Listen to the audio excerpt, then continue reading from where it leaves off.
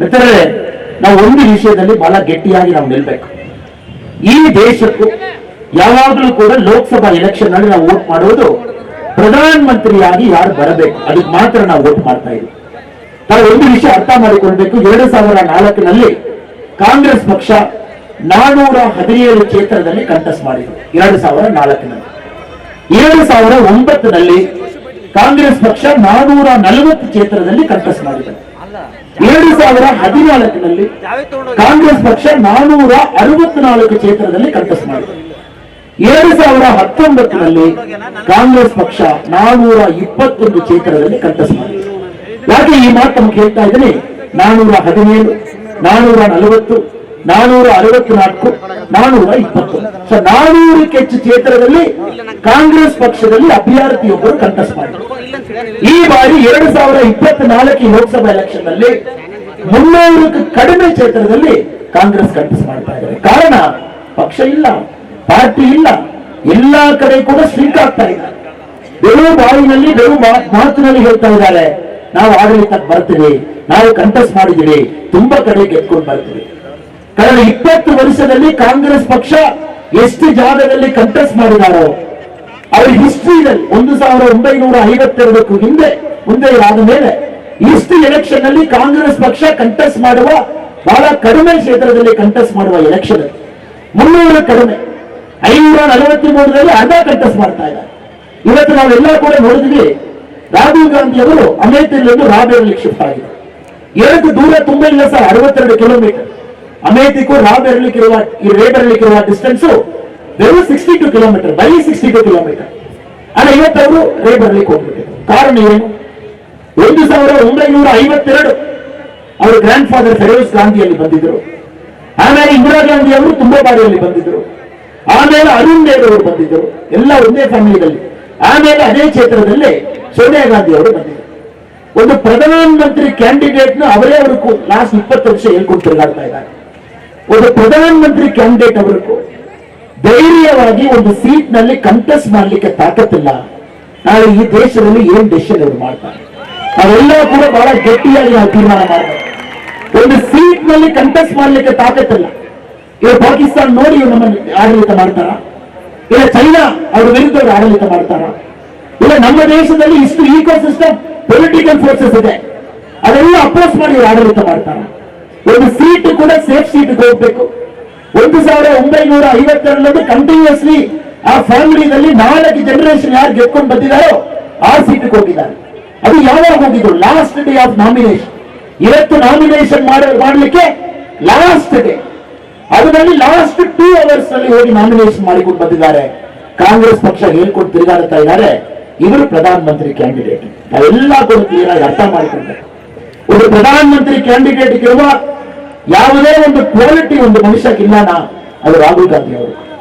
ಇದು ಮುಂಚೆ ನಾವು ನೋಡಿದ್ವಿ, ನಮ್ಮ ಸಾಹೇಬರು ಪ್ರಹ್ಲಾದ್ ಜೋಶಿ ಅವರು ಮಾತಾಡುವಾಗ ಹೇಳಿದ್ರು, ಯಾರಾದ್ರೂ ಕೇರಳ ಫೇಸ್ 2 ಎಲೆಕ್ಷನ್ ವಯನಾಡ್ ಹೋಗಿದೆಯನ್ನ ರಾಹುಲ್ ಗಾಂಧಿ ಅವರ ವಿರುದ್ಧ ಬಿಜೆಪಿ ನಮ್ಮ ಅಧ್ಯಕ್ಷರು ಸುರೇಂದ್ರನ್ ಅವರು ಕಂಟೆಸ್ಟ್ ಮಾಡಿದ್ರು. ಅಲ್ಲಿ ಕಮ್ಯುನಿಸ್ಟ್ ಪಾರ್ಟಿಯಲ್ಲಿ ಅಭ್ಯರ್ಥಿ ಕಂಟೆಸ್ಟ್ ಮಾಡಿದ್ರು. ಅಲ್ಲಿ ತಾವು ಏನ್ ಭಾಷಣ ಮಾಡಿದ್ದಾರೆ ಅಂತ ತಮಗೆ ನಾನು ಹೇಳ್ತೇನೆ. ರಾಹುಲ್ ಗಾಂಧಿ ಅವರು ಹೇಳಿದ್ರು, ಅಲ್ಲಿ ಇರುವ ಕೇರಳ ಮುಖ್ಯಮಂತ್ರಿ ಪಿಣರಾಯಿ ವಿಜಯನ್ ಅವರು ಅರೆಸ್ಟ್ ಮಾಡಬೇಕು, ಅವರು ಭ್ರಷ್ಟಾಚಾರ ಮಾಡಿದ್ದಾರೆ, ಅರೆಸ್ಟ್ ಮಾಡಬೇಕು. ಇದು ರಾಹುಲ್ ಗಾಂಧಿ ಅವರು ಹೇಳಿದರು. ಒಂದೇ ಇಂಡಿಯಾ ಅಲಯನ್ಸ್ ನಲ್ಲಿ ಇರುವ ಕಮ್ಯುನಿಸ್ಟ್ ಪಕ್ಷದಲ್ಲಿ ಇರುವ ಮುಖ್ಯಮಂತ್ರಿ ಪಿಣರಾಯಿ ವಿಜಯನ್ ಅವರು ಹೇಳಿದರು, ನ್ಯಾಷನಲ್ ಹೆರಾಲ್ಡ್ ಕೇಸ್ ನಲ್ಲಿ ರಾಹುಲ್ ಗಾಂಧಿ ಫಸ್ಟ್ ಅರೆಸ್ಟ್ ಮಾಡಿ. ಇವರಿಬ್ಬರು ಒಂದೇ ಅಲಯನ್ಸ್ ನಲ್ಲಿ ಇರುವ, ಒಂದೇ ರಾಜ್ಯದಲ್ಲಿ ಕಂಟೆಸ್ಟ್ ಮಾಡಿಕೊಂಡಿರುವ ಇಂಡಿಯಾ ಅಲಯನ್ಸ್ ನಲ್ಲಿ 2 ಲೀಡರ್ಸ್ ಅವರು ಮಾತಾಡಿದ ಮಾತು. ತಾವು ತಮಿಳುನಾಡು ಬಂದಿದ್ದೀರನ್ನ, ಒಂದೇ ವೇದಿಕೆಯಲ್ಲಿ ಕಮ್ಯುನಿಸ್ಟ್ ಪಕ್ಷ ಕೂತ್ಕೊಳ್ತಾರೆ, ಸೆಂಟರ್ ಅಲ್ಲಿ ರಾಹುಲ್ ಗಾಂಧಿ ಕೂತ್ಕೊಳ್ತಾರೆ, ಈ ಕಡೆ ಎನ್.ಕೆ. ಸ್ಟಾಲಿನ್ ಅವರು ಕೂತ್ಕೊಳ್ತಾರೆ. 600 ಕಿಲೋಮೀಟರ್ ದಾಟಿದ ಪಾಲಕ್ಕಾಡು, ಕೊಯಂಬತ್ತೂರಿನಿಂದ ಪಾಲಕ್ಕಾಡು ಹೋಗಿಬಿಟ್ಟಿದ್ದೀರನ್ನ, ಇವರೆಲ್ಲ ಅಪೋಸಿಷನ್ ಅಲ್ಲಿ ಕೆಲಸ ಮಾಡ್ತಾರೆ. ಈ ಅಲಯನ್ಸ್ ಪವರ್ ಬಂದು ಏನ್ ಕೆಲಸ ಅವರು ಮಾಡ್ಲಿಕ್ಕೆ ಹೊರಟಿದ್ದಾರೆ ಸರ್? ಇವರಲ್ಲಿ ಏನ್ ಕೆಲಸ ಮಾಡ್ಲಿಕ್ಕೆ ಆಗ್ತದೆ? ಇವರಲ್ಲಿ ಒಂದು ವಿಷಯದಲ್ಲಿ ಕೂಡ ಹೊಂದಾಣಿಕೆ ಇಲ್ಲ. 8 ತಿಂಗಳು ಹುಡುಕ್ತಾ ಇದ್ದಾರೆ ಆ ಅಲಯನ್ಸ್ ನಲ್ಲಿ ಪ್ರೈಮ್ ಮಿನಿಸ್ಟರ್ ಕ್ಯಾಂಡಿಡೇಟ್ ಯಾರು. 8 ತಿಂಗಳು ಆದ ಮೇಲೆ ಕೂಡ ಇನ್ನವರು ಡಿಸಿಷನ್ ಮಾಡ್ಲಿಕ್ಕೆ ಆಗಿಲ್ಲ.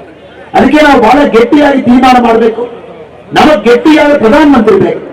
2014ನಲ್ಲಿ ನರೇಂದ್ರ ಮೋದಿ ಅವರು ನಮ್ಮ ದೇಶದಲ್ಲಿ ದೊಡ್ಡ ಲೀಡರ್. ಆದ್ರೆ 2024 ಇಲ್ಲ ಸರ್, ನಮ್ಮ ತಾಯಂತರಿದ್ದಾರೆ. 2024 ಎಲೆಕ್ಷನ್ ನಲ್ಲಿ ಇಡೀ ಪ್ರಪಂಚದಲ್ಲಿ ದೊಡ್ಡ ಲೀಡರ್ ಆಗಿರುವ ನರೇಂದ್ರ ಮೋದಿ ಅವರು ನಾವು ತೀರ್ಮಾನ ಮಾಡ್ತೀವಿ. ಮೊನ್ನೆ ಒಂದು ಪತ್ರಿಕೆಯ ಹತ್ರ ಒಂದು ಪ್ರಶ್ನೆ ಹೇಳಿದರು, ಅಣ್ಣ ಇಸ್ರೇಲ್ಗೂ ಇರಾನ್ಗೂ ಯಾವಾಗ ಯುದ್ಧ ಬರುತ್ತದೆ, ಅವರಿಬ್ಬರಿಗೂ ಯುದ್ಧ ಬರುತ್ತದ? ನಮ್ಮ ಲೀಡರ್ ಒಬ್ಬರು ಅದ್ಭುತವಾಗಿ ಒಂದು ಬದಲು ಹೇಳಿದರು, ಆನ್ಸರ್ ಹೇಳಿದರು, ಇಸ್ರೇಲ್ಗೂ ಇರಾನ್ಗೂ ಯುದ್ಧ ಬರುತ್ತ ನಾನು ನರೇಂದ್ರ ಮೋದಿ ಅವರು ಪ್ರಧಾನಮಂತ್ರಿ ಆದ ಮೇಲೆ ತೀರ್ಮಾನ ಮಾಡ್ತಾರೆ. ಕಾರಣ ಇಸ್ರೇಲು ನರೇಂದ್ರ ಮೋದಿಜಿ ಅವರು ಮಾತ್ರ ಹೇಳ್ತಾರೆ, ಇರಾನು ನರೇಂದ್ರ ಮೋದಿಜಿ ಅವರು ಮಾತ್ರ ಹೇಳ್ತಾರೆ. ಒಂದು ಅದ್ಭುತವಾದ ಒಂದು ಸಮಯದಲ್ಲಿ, ಅಮೂಲ್ಯ ಸಮಯದಲ್ಲಿ ನಾವಿದ್ದೀವಿ. ಇಂಡಿಯನ್ ಪ್ರಧಾನಮಂತ್ರಿ ಅವರು ಏನ್ ಮಾತಾಡ್ತಾರೆ ಇಡೀ ಪ್ರಪಂಚ ನೋಡ್ತಾ ಇದ್ದಾರೆ. ಇಂಡಿಯನ್ ಸ್ಟ್ಯಾಂಡ್ ಏನಿದೆ ಇಡೀ ಪ್ರಪಂಚ ನೋಡ್ತಾ ಇದ್ದಾರೆ. ಯುನೈಟೆಡ್ ನೇಷನ್ಸ್ ನಲ್ಲಿ ನಾವು ಏನ್ ತೀರ್ಮಾನ ಮಾಡ್ತೀವಿ ಇಡೀ ಪ್ರಪಂಚ ನೋಡ್ತಾ ಇದೆ. ಕಾರಣ ನಮಗಿರುವ ಪ್ರಧಾನಮಂತ್ರಿಗಿರುವ ತಾಕತ್ತು. ಇದಕ್ಕೆ ಮುಂಚೆ ಎಷ್ಟೋ ಪ್ರಧಾನಮಂತ್ರಿ ಕೆಲಸ ಮಾಡಿದ್ರು. ಆದ್ರೆ ಈ ತರ ಒಂದು ಪ್ರಧಾನಮಂತ್ರಿ ಸಿಕ್ಕಲಿಕ್ಕೆ ನಾವು ಎಲ್ಲಿಯೋ ಪುಣ್ಯ ಮಾಡಿದ್ದೀವಿ. ನಮ್ಮ ದೇಶದಲ್ಲಿ ನರೇಂದ್ರ ಮೋದಿ ಅವರು ನಮಗೆ ಸಿಕ್ಕಿದ್ದಾರೆ. ಇಂಟರ್ನ್ಯಾಷನಲ್ ಅಪ್ರೂವಲ್ ರೇಟಿಂಗ್ 76% ಇರುವ ಒಂದು ಪ್ರಧಾನಮಂತ್ರಿ ನಮಗಿದ್ದಾರೆ. ಅದಕ್ಕೆ ಮಿತ್ರರೇ, ನಾವೆಲ್ಲರೂ ಕೂಡ ಬಹಳ ಗಟ್ಟಿಯಾಗಿ ನಿಲ್ಕೊಳ್ಬೇಕು. 2024 ಈ ಪಾರ್ಲಿಮೆಂಟ್ ಎಲೆಕ್ಷನ್ ನಲ್ಲಿ 2 ಫೇಸ್ 190 ಸೀಟ್ ನಲ್ಲಿ ಜನ ತೀರ್ಮಾನ ಮಾಡಿದ್ದಾರೆ. ನಮ್ಮ MP ಆಗಿ ಯಾರು ಬರಬೇಕು 190 ನಲ್ಲಿ ತೀರ್ಮಾನ ಆಯ್ತು. 3ನೇ ಫೇಸ್ ಮೇ 7ನೇ ತಾರೀಕು ಆಗ್ತಾ ಇದೆ. ಇಲ್ಲಿ ಕರ್ನಾಟಕದಲ್ಲಿ ನಾರ್ತ್ ಕರ್ನಾಟಕ ಭಾಗದಲ್ಲಿ 14 ಕ್ಷೇತ್ರ ಮೇ 7ನೇ ತಾರೀಕು ತಾವು ಡಿಸೈಡ್ ಮಾಡ್ತಾ ಇದ್ದೀರಾ. ಯಾವಾಗಲೂ ಕೂಡ ಕರ್ನಾಟಕದಲ್ಲಿ ನಾವು ಬಹಳ ಆಶ್ಚರ್ಯವಾಗಿ ನೋಡ್ತೀವಿ. 2013 ಕಾಂಗ್ರೆಸ್ ಸರ್ಕಾರ ಮೆಜಾರಿಟಿ, ಆದ್ರೆ 2014 ಪಾರ್ಲಿಮೆಂಟ್ ಎಲೆಕ್ಷನ್ ಆಗುವಾಗ ಮೋದಿಜಿ ಕಂಪ್ಲೀಟ್ ಸ್ವೀಪ್. 2018 ಸರ್ಕಾರ ಬದಲಾವಣೆ, 2019 ಮತ್ತೊಮ್ಮೆ ಮೋದಿಜಿ ಅವರಿಗೆ ಸ್ವೀಪ್ ತಾವು ಕೊಟ್ಟಿದ್ದೀರಾ. 2023 ಕೂಡ ಸರ್ಕಾರ ಬದಲಾವಣೆ ಆಯಿತು. ನಮಗೆ ಗೊತ್ತು 2024 28 ಸ್ವೀಪ್ ಕರ್ನಾಟಕದಲ್ಲಿ ಖಂಡಿತವಾಗಿ ನಾವು ಗೆದ್ದೇ. ಕಾರಣ ಎಷ್ಟೋ ರಾಜ್ಯದಲ್ಲಿ ನಾವು ಕಾರ್ಯಕರ್ತರಾಗಿ ಕೆಲಸ ಮಾಡಿದ್ವಿ. ಆದ್ರೆ ಈ ಕರ್ನಾಟಕ ರಾಜ್ಯದಲ್ಲಿ ಮಾತ್ರ ಒಂದು ವಿಷಯ ನಾವು ಅಬ್ಸರ್ವ್ ಮಾಡಿದ್ವಿ, ಮೋದಿಜಿ ಅವರ ಮೇಲೆ ತಮಗಿರುವ ಅಪಾರ ಪ್ರೀತಿ. ಮೋದಿಜಿ ಅವರು ಎಲೆಕ್ಷನ್ ನಲ್ಲಿ ಕಣ್ಮುಚ್ಚಿಕೊಂಡು ವೋಟ್ ಮಾಡುವ ಒಂದು ರಾಜ್ಯ ನಮ್ಮ ಕರ್ನಾಟಕ ರಾಜ್ಯ.